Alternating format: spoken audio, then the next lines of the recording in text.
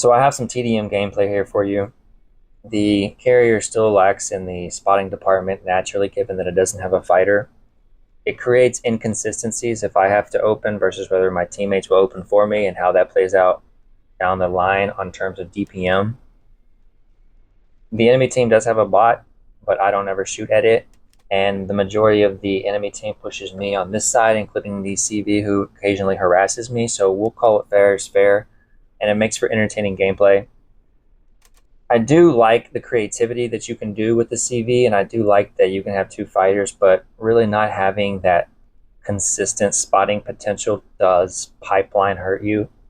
I prefer the ACV myself, but this is still a really enjoyable aircraft, especially if, say, they make in the future 7v7s or 8v8s where maybe an ACV and a CV can play. That'd be really fun and exciting to do. Now, as far as how I feel with the Super Etendard, yeah, it takes too long, man, to apply its damage. That's just how I feel about it. It takes too much manual time to apply that damage.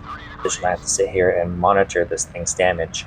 That's really its only con, aside from the fact that it has to get inside of anti-air range to utilize a lot of its equipment.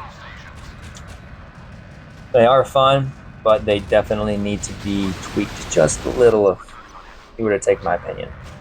I hope you guys enjoy the video. I got a lot more coming. I just don't know if I'm going to slap commentary on them all or not. And if you guys would, make sure to like my videos. I get a lot of views, but I don't get a lot of likes. And I don't know if that's because you guys don't enjoy my content or if I need to fix something somewhere. Anyways, yeah, if you're new here, be sure to subscribe.